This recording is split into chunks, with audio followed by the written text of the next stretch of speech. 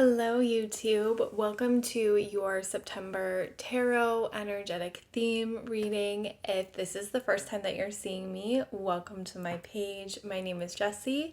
Every month I do a channel tarot reading with an energetic theme that I explore throughout the month on my other social media, and I put out other videos that are underneath this umbrella theme for the month. And this video is part of my monthly newsletter where I expand a little bit on the energy that we're going to be experiencing.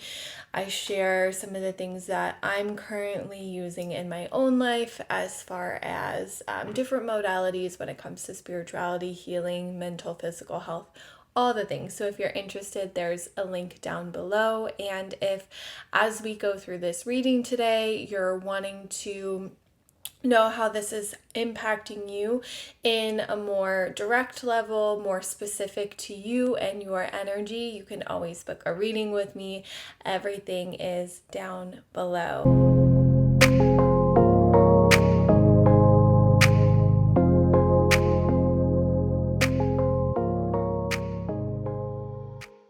All right, so let's get into September energy. I'm excited to channel this through for you.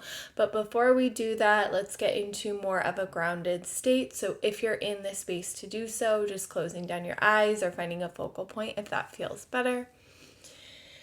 And once your eyes are closed and you feel comfy in the seat that you're in, we'll do 2 big inhales and 2 big exhales. Fill the belly with the breath. Inhale up. Once you're full, sigh it out. Inhale up. Exhale out. If you need to take a few more of those, take a few more of those, but open your eyes if you are ready. So it's interesting because a message just came through when we were in that state that didn't come through before when I was sort of channeling before I started making this video, but I'm going to share it now.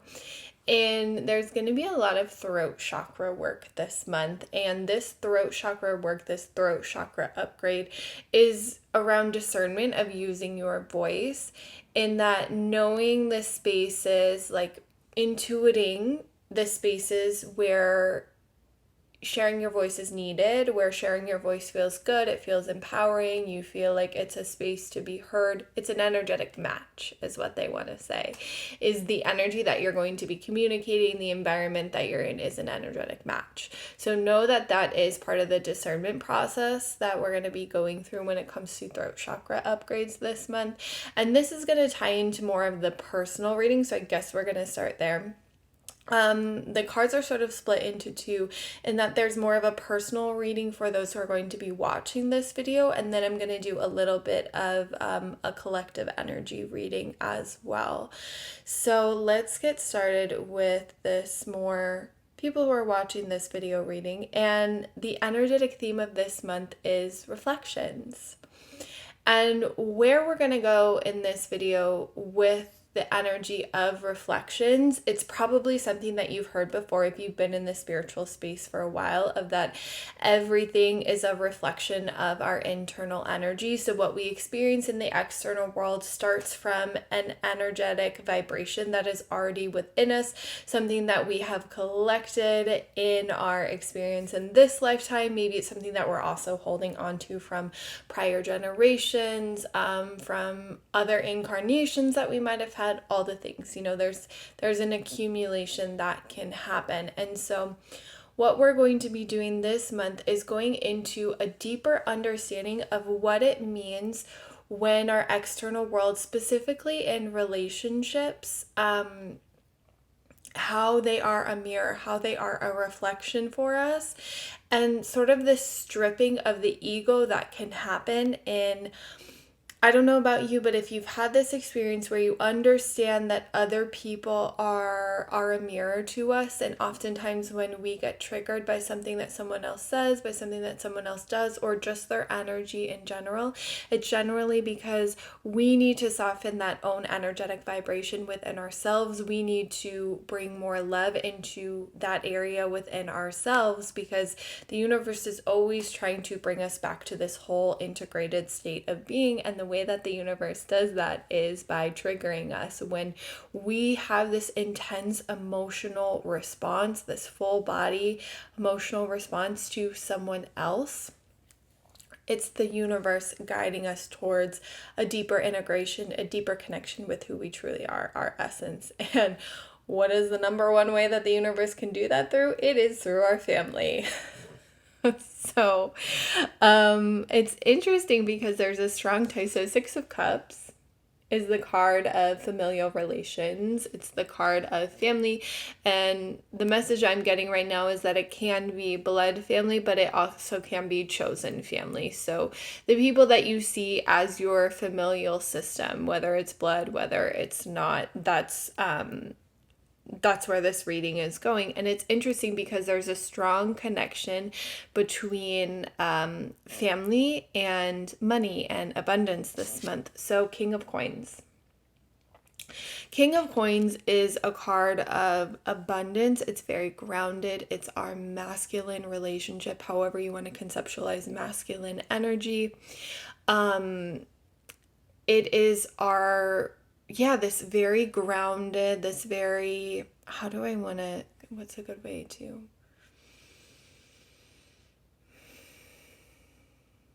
what they're wanting to say is like very sure-footed, very sure that it's coming in. It's taking action steps that are grounded. It's taking action steps that are connecting from source and the heart chakra, rather than always thinking like 10 steps ahead. It's like acting in the moment, because we are so connected to source that we know that whatever we're doing right now in this moment is abundant.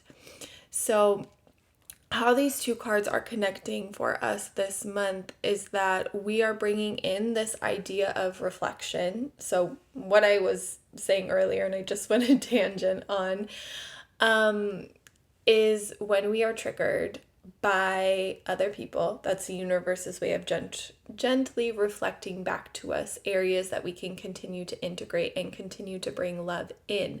But sometimes there is this process when we are triggered and our ego comes up, and there's nothing wrong with having an ego. It's part of the human experience. We're here to experience human things.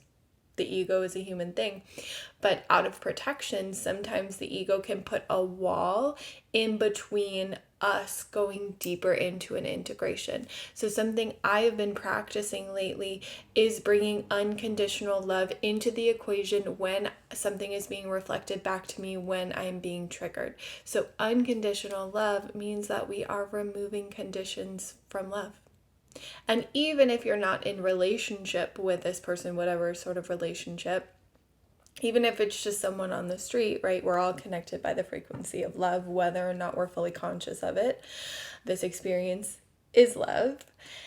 And so can you allow unconditional love to come into the equation to kind of soften your ego and say, it's okay. I'm going to see this purely as source showing me where my vibration is at, source showing me where I can integrate deeper. And so applying it to the Six of Cups. This is going to be a really big month for bringing unconditional love into family relationships. So if you have been working on your money story and maybe pertaining to a specific parent or caregiver and really doing the healing work, maybe it's both parents, but really doing the healing work on the money story that was passed down to you transgenerationally, this month is going to be really big on those aha moments, and it's going to feel easier to bring unconditional love into those moments of triggering. What I love about this is like getting ready for us to be prepped energetically for the holiday season, and so you starting to practice this unconditional love is really going to help as we step into the holiday season. What was the other thing you wanted to share about that?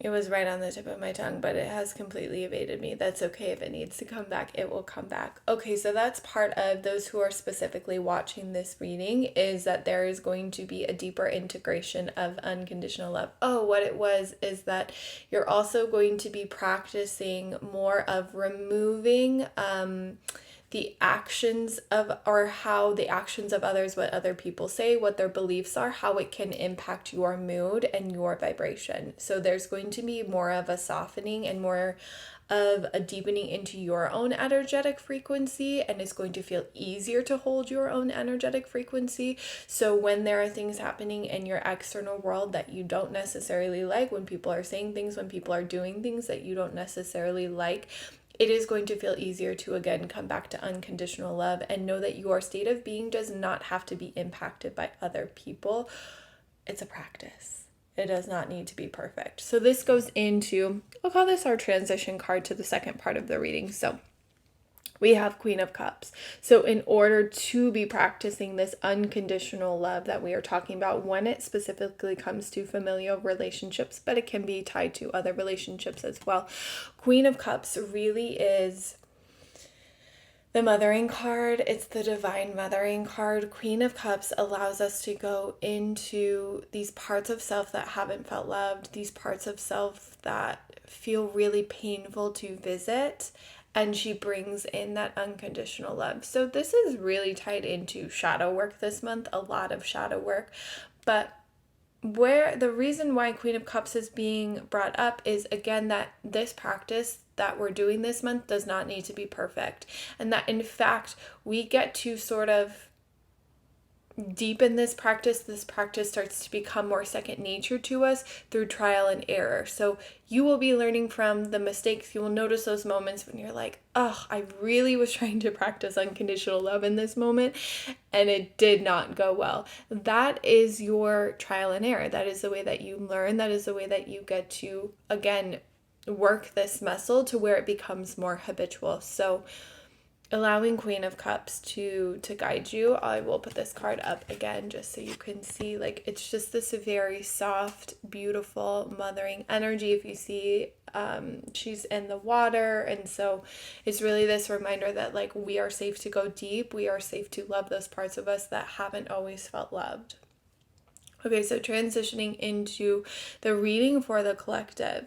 So something that I've been wanting to share a little bit about is in 2024, and I guess I'm going to put this in this video now. I was planning on doing this later, but in 2024, these sort of two worlds, this splitting of the worlds that we have been feeling since 2020. I mean, it was happening way before, but it really started getting in our faces in 2020 of like, wow, there's this new world being created, and like we can get on board or we can stay where we are, and no side is like good, bad, right, or wrong. It's just sort of where your soul has decided to go in this lifetime, and there's so much learning to be had in either experiences.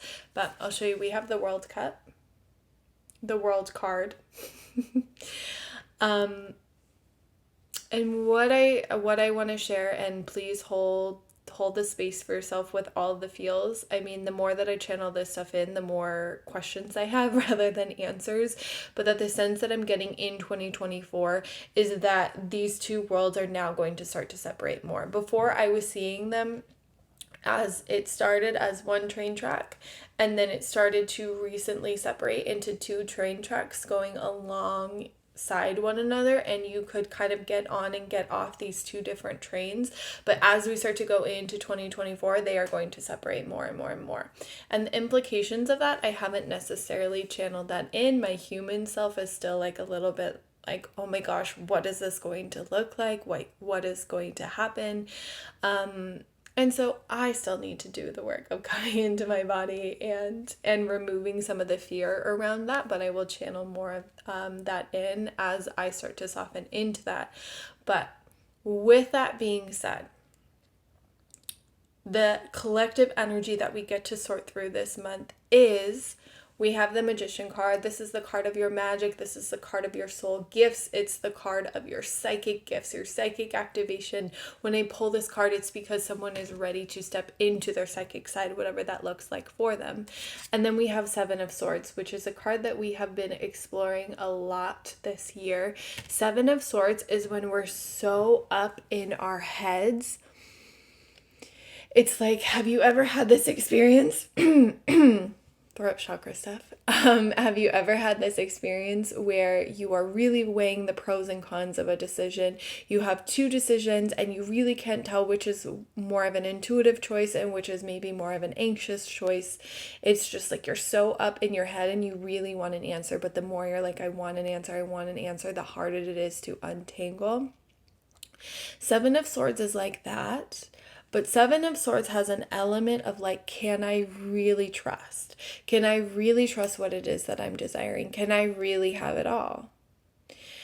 And so as these two worlds, these sort of parallel dimensions of Earth is kind of how I want to phrase it right now. What we're going to be exploring collectively for those who have chosen to experience New Earth, if that's what you want to call it, is what we're going to be exploring is like that it really can be that simple in this new reality that we've created. Like it really can be that simple. The struggles that we used to experience, this sort of internal fight, this sort of internal battle that we used to have around receiving our heart's desires, around living a life that feels good. We're going to be exploring letting that go this month, and that it really can be good, and that it really can be beautiful, and that you really have done the energetic work to experience this. And this sort of Seven of Swords energy that has been present, it's kind of this negative self-talk. It's these heavier, denser thought forms that have been present in our world for so long. They don't have to be there anymore. We don't have to listen to them anymore. Again, coming back to this unconditional love, we can fuse those thought forms, those entities with unconditional love, and it can really be that simple that we can shift our reality from there. Yeah, that's where I kind of want to go with that. So notice what the Seven of Swords energy, as I'm talking about it, how your body's responding, where your mind is going, and maybe sort of tuning into like the texture and energy of the Seven of Swords, and noting what that feels like, maybe writing it down. So as we go through the collective this month, the collective energies, notice when that energy starts to be present. And then allow yourself to take a deep breath and do the practices that pull you into your body. Do the practices that help you connect to your intuition. And remember that you can fuse unconditional love into that energy, and that it doesn't have to create your reality anymore. And yes, that is a practice, and it doesn't always feel simple and straightforward, but the idea of that is very simple, and it gets to be that simple. And again, we're working that muscle of unconditional love. This is a big one. Take your time to process it. And if as you're watching this, you're thinking of someone, then that might be their guides nudging you to send them this video. September's a big month. So be kind to yourself, take care of yourself, and I am sending you love.